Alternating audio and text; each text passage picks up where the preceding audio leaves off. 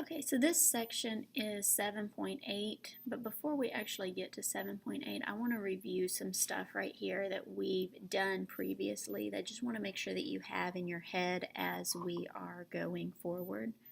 So the first thing I want to remind you of is if we're graphing absolute value, so say I have x minus 2, absolute value of x minus 2 plus 1, remember you would start with that parent function, which looked like this, and basically move it however you need to move it.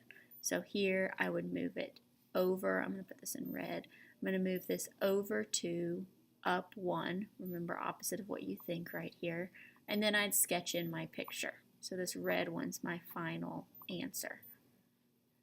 We're going to do something similar today, just getting some new parent functions. The other parent function that we know is square root of x. Now you could use an f of x or a y. Here I'm using an f of x. Remember that x squared is a parabola. So let's say I'm doing x plus 1 squared minus 3.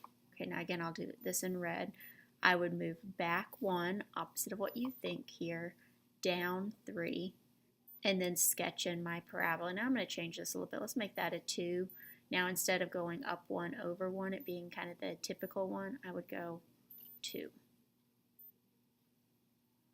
So here then is my parabola. Now, like I said, what we're doing today, pretty much the same. We're just going to get a couple more parent functions. So first thing I want to do is go through and give you these parent functions. Then we'll actually graph a few of them. All right, now x squared we already had. You'll see some of those again today. So remember x squared looks like this. Now the inverse of x squared is square root of x, which basically means I would take this parabola and turn it sideways. So instead of opening up, it would open side to side. So it would be a sideways parabola, and probably I made that a little too steep there. Let me make it how it would actually look. Now looking at this, when you take the square root, the plus part is the upper part of your parabola, which means positive square root of x is going to look like that. If you've got the negative part, it's going to be the bottom part. Now we're just going to use positive square root of x today. If we have a negative, it just will mean our picture will be upside down. So we're not really going to use that part. Okay, so this is one of our parent functions. This is square root of x. X to the third, here's what x to the third looks like. Now I'm going to start at 0, 0 again, up 1 over 1, down 1, back 1, and x to the third looks like that. And people call it like a little S thing. I don't know if it's exactly an S, but you know, kind of curvy like that. And then its inverse, cubed root of x, is kind of the sideways of that. It's turned on its side. Now what you're going to want to go through and do is have all of these parent functions in your head. We already know about parabolas, but you're going to want to know that square root of x looks like this. Starts at 0, 0, up 1 over 1. People like to call it the squiggly thing. I don't know, but this is what it looks like. Okay, x to the third, center at 0, 0, up 1 over 1, down 1, back 1. Sketch in your picture. Same kind of thing here. You want to have in your head what these look like, because what we're going to do today is we're going to go through and use them, especially the square root. It's probably the most common, but the same thing that's true with the square root that we're going to predominantly use today is true with all of the rest of them. All right, so we're going to start with square root. I'm going to do the same thing that I did with my absolute value and with my x squared. So remember, I'm going to go ahead and put the parent function. This is what square root of x looks like.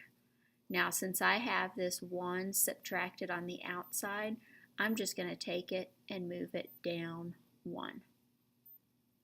So that's where I'm going to start. See how basically all I did was move my graph down 1? Okay, now remember, if you've got the numbers inside, that's your side-to-side move, opposite of the direction you'd think. So I'm going to move back 3, and I guess I should use red since that's what I've been using for my final answers. And then I'm going to sketch in my picture. So up 1 over 1, and it's square root again, so here's my picture.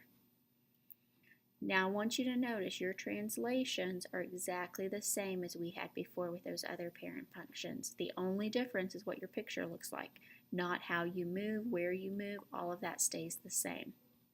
Okay, let's look at a couple more of these.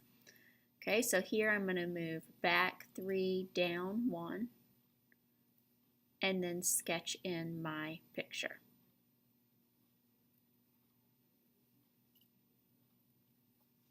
Okay, here I'm going to move to the right 2, up 3, sketch in my picture, so up 1 over 1. Okay, now just a reminder, if you've got a number in front of your, here it's square root of x, but in front of your parent function, that's going to stretch it out by a factor of 2. So here I'm not moving side to side at all, so I'm starting at 0, 0, but instead of up 1 over 1, I'm going to go up 2 over 1.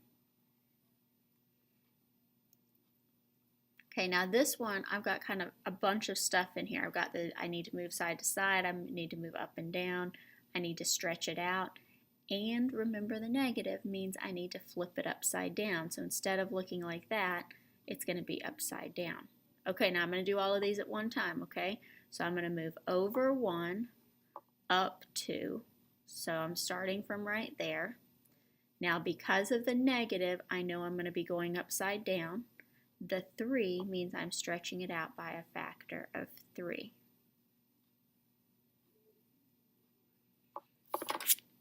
So you want to make sure you take into account all of the numbers in that problem.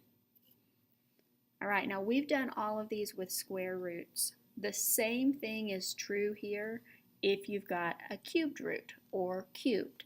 Remember, the cubed root parent function looks like that. So I'm going to move back 3, down 1. Okay, now as I sketch in my picture, stretch it out by a factor of 2. So instead of up 1 over 1, down 1, back 1, I'm going to go up 2 over 1, down 2, back 1. And then sketch in my picture.